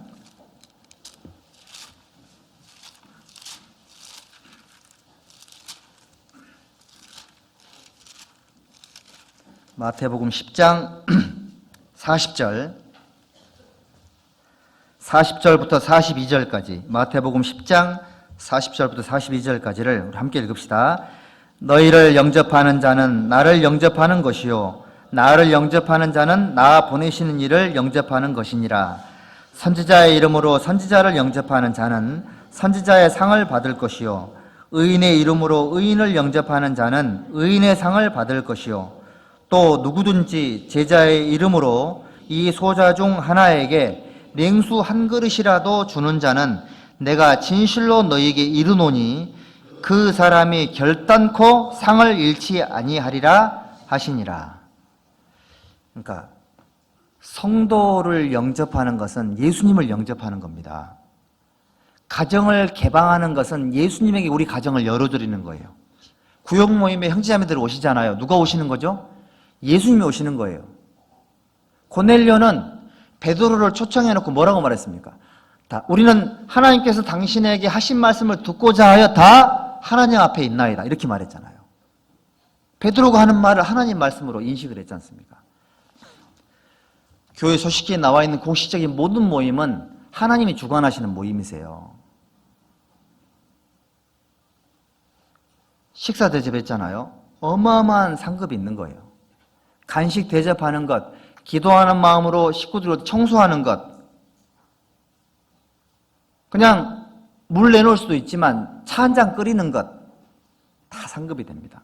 그런데 그 중요한 예수님이 오시는데 복숭아를 해주고 싶어요. 근데 씻기가 귀찮거든요. 그래서 수박서 썰어서 냈습니다. 상이 될까요? 상이 되겠습니까? 그렇게 하면?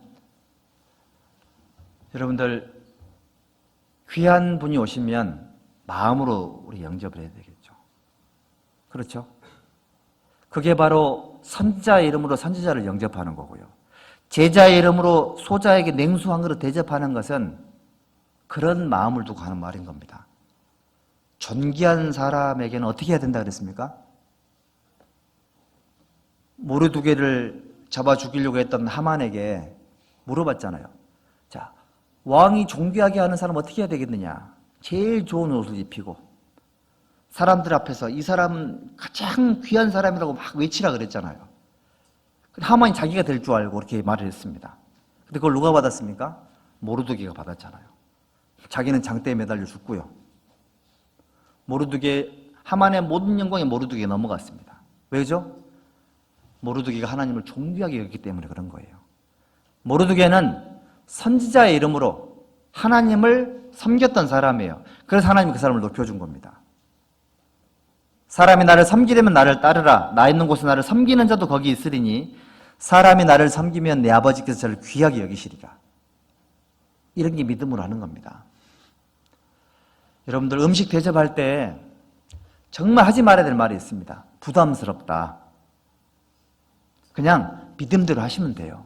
대신 어떻게 하라고요? 정성껏 하셔야 됩니다. 국수 하나, 과일 하나, 밥 한 그릇, 죽 하나, 간식 하나를 낸다 하더라도 부담스러운 마음, 힘든 마음으로 하지 마시고요. 어차피 하실 건데 어떻게 해야 될까요? 기꺼이 하고 감사함으로 하고 정말 존귀한 마음으로 하셔야 돼요. 어차피 할 거잖아요. 그렇죠? 물론 부담스러울 수는 있겠죠. 기도해 보십시오. 예수님 온다고 하면 생각 한번 해보십시오. 그런 마음이라면 벌써 준비하는 본인의 마음이 완전히 달라집니다. 저희들이 처음에 그렇게 했잖아요. 다. 시간이 지나서 왜 그런 게 바뀌죠? 봉사하는 것도요. 힘들고 어려운 것만 생각하면 자꾸 축소가 됩니다. 그런데 여러분들 힘들고 어려운 것만 생각하면 맞습니까 그게? 봉사라는 것은 서비스 개념이 있고요.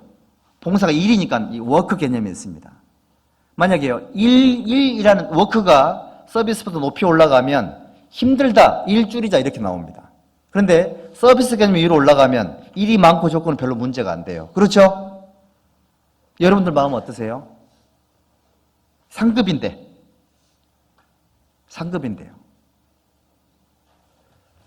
그래서 모든 일을 획일화해서 할 수는 없는 겁니다. 필요하면 어떨 때는 일 위주로, 어떨 때는 서비스 위주로 하셔야 돼요.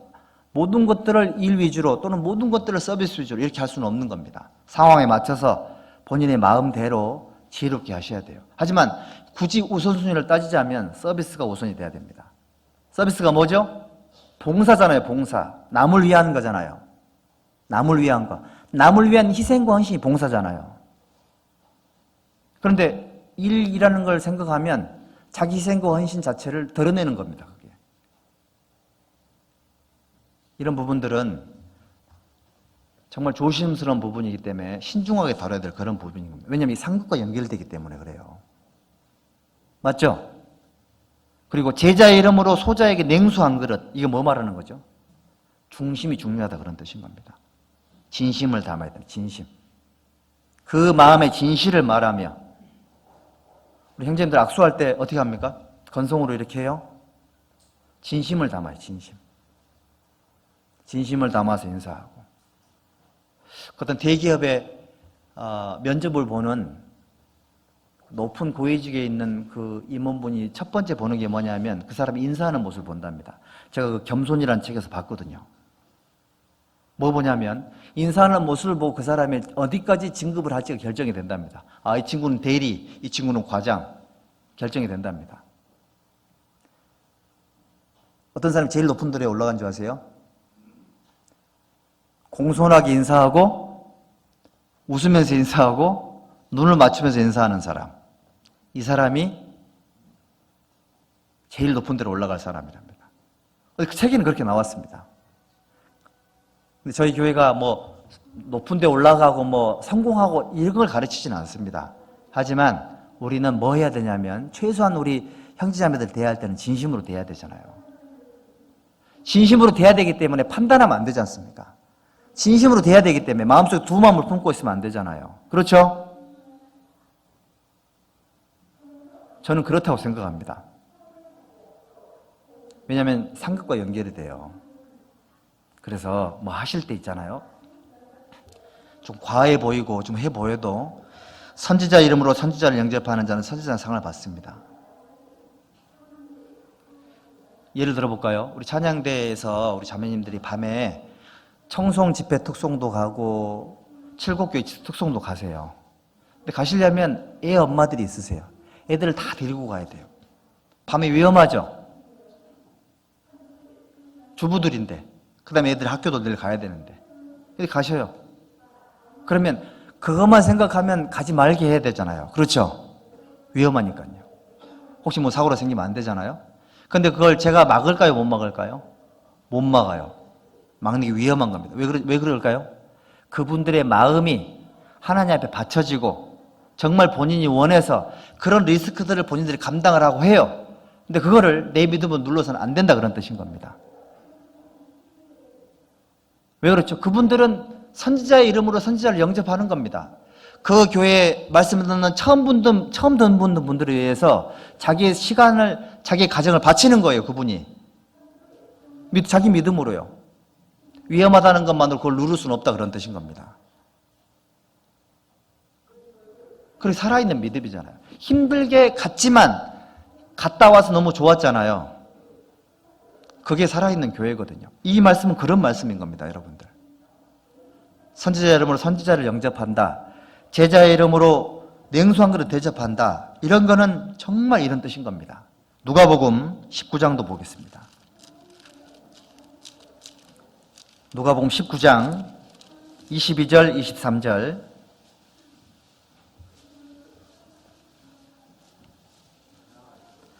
누가복음 19장 22절과 23절.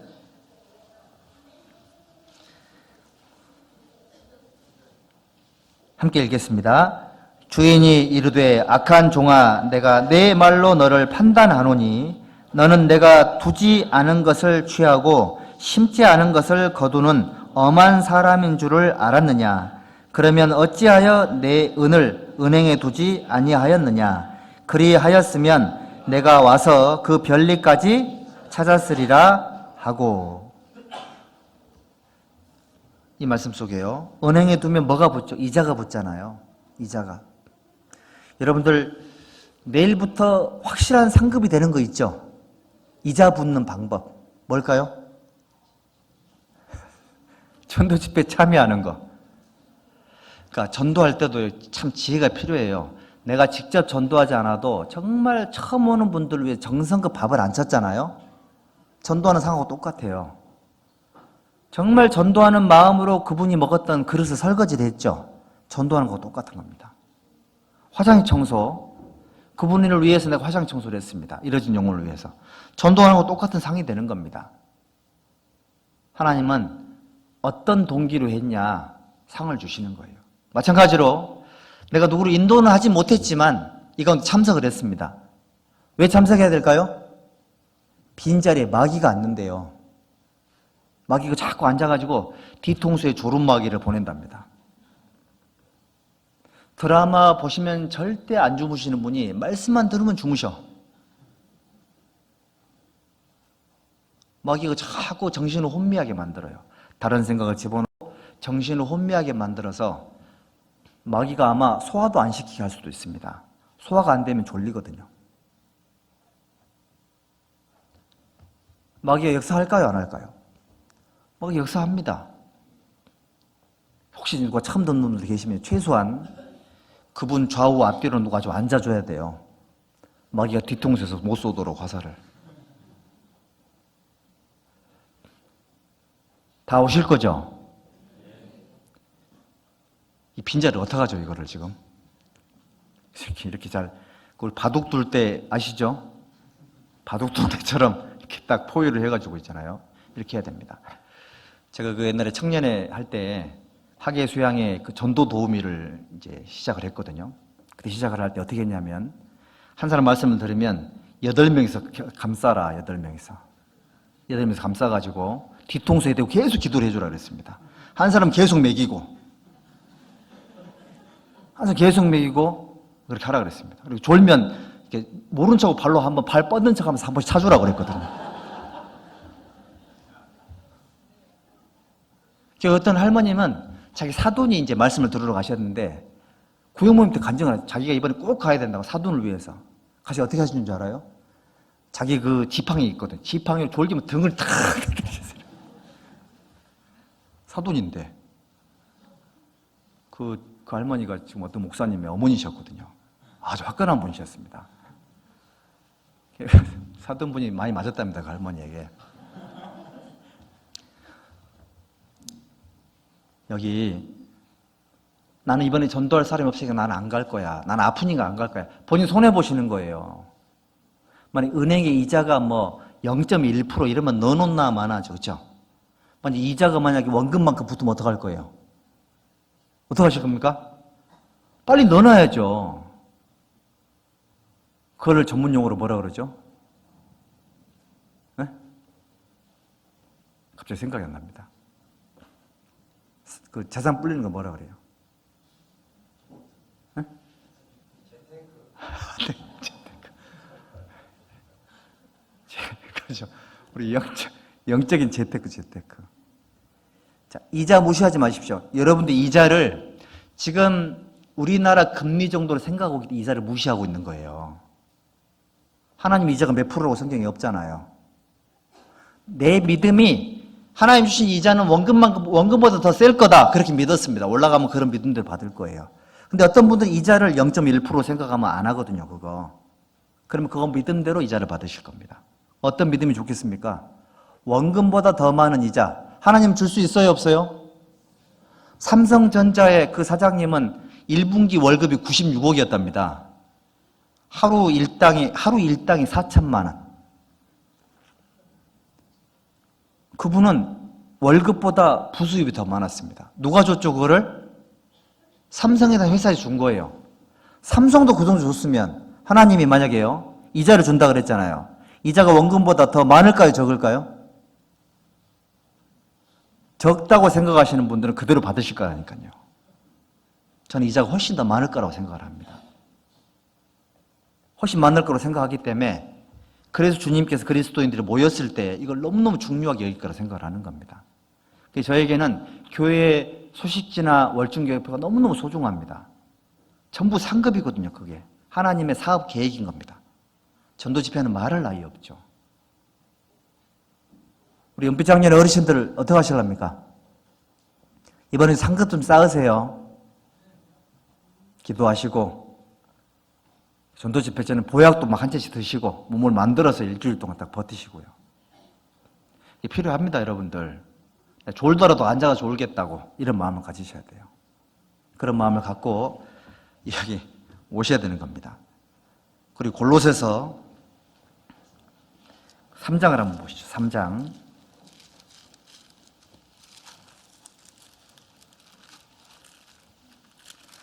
3장 28절. 골로새서 3장 23절입니다. 28절이 없죠. 23절부터 25절까지 같이 읽겠습니다. 무슨 일을 하든지 마음을 다하여 주께 하듯 하고 사람에게 하듯 하지 말라. 이는 유업의 상을 주께 받을 줄 알미니 너희는 주 그리스도를 섬기느니라. 불의를 행하는 자는 불의의 보응을 받으리니 주는 외모로 사람을 취하심이 없느니라. 자, 무슨 일을 하든지 마음을 다하여 누구에게 하더라고요? 마음을 다하랍니다. 마음을 다해서. 정성을 다하라는 얘기죠. 영혼을 바치랍니다. 사소한 것에 정성을 다하셔야 돼요. 도르가라는 그 자매는 바느질에 정성을 다해가지고 영혼을 담아서 욥바의 복음을 전했습니다. 평범한 일이거든요. 대단한 은사가 있어야 나를 쓸 거다. 지금 잘못 생각하고 계신 겁니다. 아주 평범한 일이지만 마음을 다하고 정성을 다하면 그게 하나님이 쓰시는 가장 훌륭한 도구가 되는 겁니다, 여러분들. 마음을 다하십시오, 마음을. 정성껏 하시고. 우리 청년들이 있잖아요. 화장실 청소를 진짜 잘합니다. 타일을 처음 샀을 때 타일 색깔로 바꿔놨어요. 몰라요. 속으로는 무슨 마음인지 모르겠지만 어쨌든 그런 정성을 다해서 했습니다. 그게 여러분들 어떻게 생각하십니까? 저에게는 굉장히 아주 큰 의미라고 저는 생각을 합니다. 모든 일을 그런 마음으로 한다면 그 사람은 정성스러운 사람이에요. 하나님이 누구에게 뭐 맡길 때 대충 하는 사람만 맡기겠습니까? 정성스럽게 하는 사람에게 맡기는 거예요. 청소 하나를 시키면 하나만 하는 사람이 있죠. 하나를 시켜도 열을 하는 사람이 있습니다. 하나님 누구를 더 좋아할까요? 하나를 시키면 열을 하는 사람, 그 사람을 좋아한다니까요. 근데 그거는 본인도 스스로 하셔야 돼요. 꼭 그렇게까지 할 필요 없어. 그 말 때문에 누군가의 행동이 제한이 됐다면 큰일 나는 겁니다. 제가 그 새신자일 때 막 성경을 열심히 읽고 있었는데 어떤 분이 저한테 그랬습니다. 형제님, 성경 그렇게 공부하는 게 아니라고. 듣는 순간 기분이 되게 안 좋더라고요. 어떻게 공부하는? 성경 고난 중에 깨닫는 거라고. 그 말도 물론 맞는 말이죠. 하지만 성경 읽는 것 자체는 잘못된 게 아니잖아요. 그렇죠? 뭐 그렇습니다, 여러분들. 그래서 정성을 다하는 사람들이 많아지면 좋아요. 누군가가 정성스럽게 할 때 제한하지 마세요, 좀. 크게 잘못된 거 아니라면. 그리고 뭔가를 정할 때도 정성을 다하는 사람들의 그런 마음이 펼쳐질 수 있도록 좀 법을 좀 정해봐요. 딱 제한 둬가지고 정성을 다하고 싶은 사람도 아예 못하게 만들지 말고. 그런 게 필요해요, 여러분들. 내 마음속에 이만큼 하고 싶은데 할 수 있는 길이 열려 있으면 좋잖아요. 규정이 필요하면 규정도 두시고 또 규정 외의 것도 둬서 이것도 하고 저것도 할 수 있게 하면 좋지 않습니까? 그런 지혜가 필요하다, 그런 뜻인 겁니다. 왜냐하면 성경은 마음을 다 죽게 하라 그랬으니까. 어떤 사람은 순교할 각오로 사는 사람도 있잖아요. 어떤 사람은 평범하게 살고 싶은 사람도 있겠고요. 근데 다 평범하게 살기를 만들면 안 된다, 그런 뜻이거든요. 그래서 여기 저희가 아주 중요하게 생각합니다. 마음을 다해 죽게 하듯 하고 사소한 거 하나에 정말 정성을 다하고, 정성을 다하면요 그렇게 자기 몸에 배잖아요. 내 몸에 배면 그게 영향력이 돼요. 그러면 그게 바로 주변을 변화시키는 거예요. 여러분들 보세요. 세상을 변화시킨 사람들 봐봐요. 정성 없이 하는 사람이 있던가요? 여러분들 하고 있는 사업도 한번 생각 한번 해보세요. 정성을 다하지 않아서 지금 이 자리에 왔겠냐고요. 직장도 마찬가지죠. 내가 대충 했으면 잘렸겠죠, 벌써. 이만큼 월급을 받고 있는 것도 나름 정성을 다하기 때문에 그렇지 않습니까? 부부간의 관계도 마찬가지죠. 정성을 다해 사랑을 해야지만 오고 주고받는 게 있을 거 아니에요. 대충 해봐요. 대충 오죠. 정말 그렇다는 생각이 듭니다. 마음을 다하여 어떻게 하라고요? 하나님께 하듯 해야 됩니다. 심지어는 이방인들에게도. 이렇게 말씀을 하셨습니다. 마음을 다해서 하는 것이 바로 하나님 앞에 큰 상급이 되는 겁니다. 그리고 다니엘서 12장 한번 보시죠. 자, 마지막 하나만 더 봅시다. 다니엘서 12장.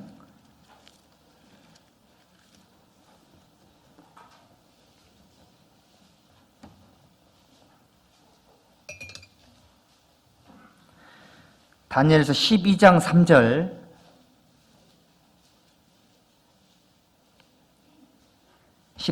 말씀을 함께 읽읍시다. 지혜 있는 자는 궁창의 빛과 같이 빛날 것이요 많은 사람을 옳은 대로 돌아오게 한 자는 별과 같이 영원토록 비치리라. 이 상급 중에 하나님이 제일 기뻐하는 상급이 뭐냐면 많은 사람을 옳은 대로 돌아오게 한 사람, 직접적으로 전도하는 사람 있잖아요. 이 사람의 상급이 정말 클 겁니다. 그리고 여러분들 교회에서요 직접적으로 전도하는 사람들이 많이 계셔야 그것 때문에 붙어가면서 상을 얻는 분들이 많이 계시는 거예요. 요즘 뭐 뛰는 사람 위에 나는 사람이 있고 나는 사람 위에 노는 사람이 있고 노는 사람 위에 붙어가는 사람이 있다면서요. 붙어가는 사람이 제일 먹이기 사슬 꼭지점이랍니다. 열심히 전도하는 누군가가 있으면 그것 때문에 봉사자들이 상을 받고요. 열심히 전도하는 누군가가 있기 때문에 하나님께 교회 전체가 쓰임을 받는 거예요. 전도에 직접 연결되어 있는 지체들은 너무너무 소중한 분들인 겁니다. 혹시 이번 집회 때 나라는 지체를 통해서 이루어진 영혼이 연결되셨잖아요. 어마어마한 영광인 거예요.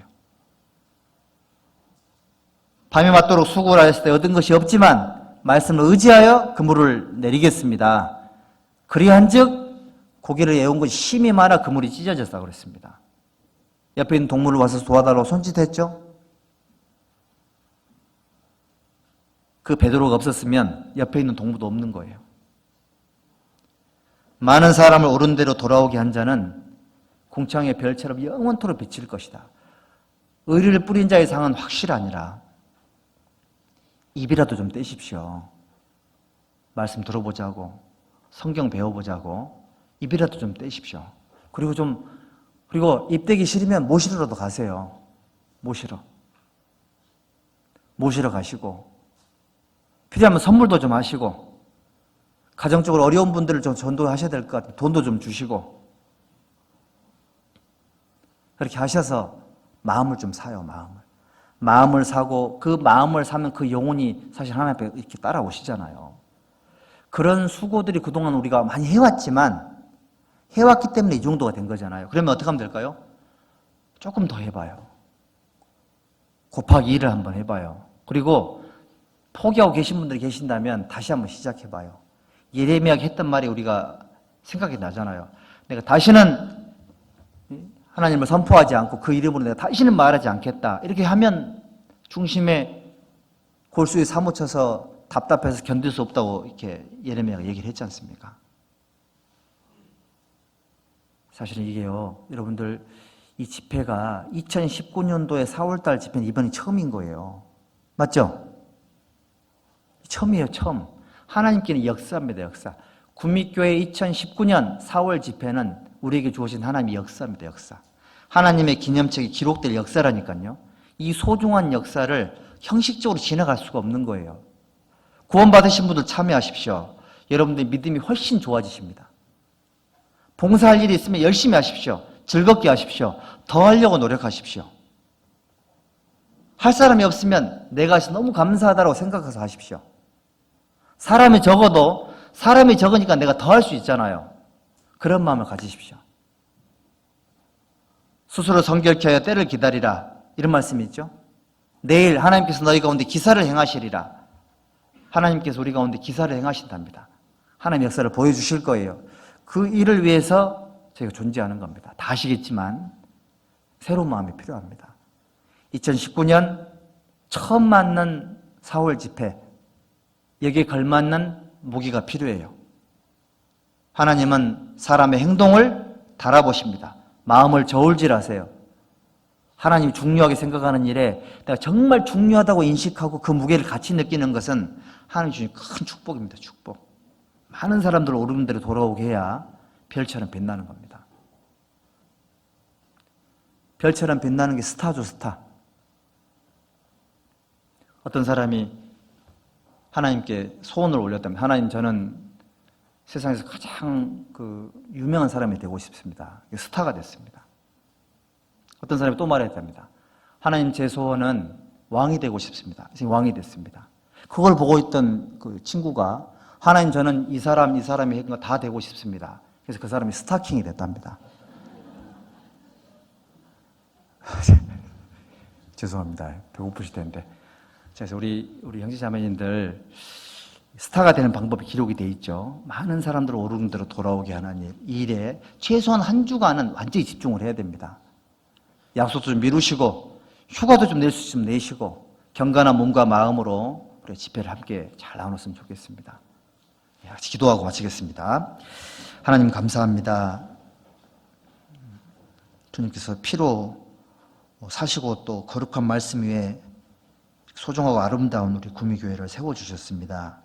교회가 자립한 예로 지금까지 많은 분들이 희생과 수고 위에 주님의 생명의 복음이 힘있게 전해졌었고 지금도 거룩한 하나님의 역사 앞에 저희가 살아가고 있습니다.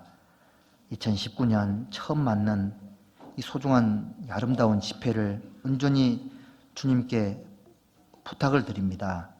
구원받은 그리스도인들에게 깨어있는 마음을 주시고 영원한 상급이 집회 가운데 있음을 깨닫게 하셔서 참여하고 봉사하고 무엇보다 열심히 입을 열 수 있도록 도와주시기를 간절히 하나님께 부탁을 드립니다. 또 말씀을 전하시게 될 이정문 목사님에게도 특별한 하나님의 은혜를 함께 해주시고 지혜를 주셔서 힘있게 복음을 전할 수 있도록 도와주시기를 간절히 기도드립니다. 우리의 모든 남은 생애를 전능하신 하나님께 의지하면서 주 예수님의 이름으로 기도드렸습니다. 아멘.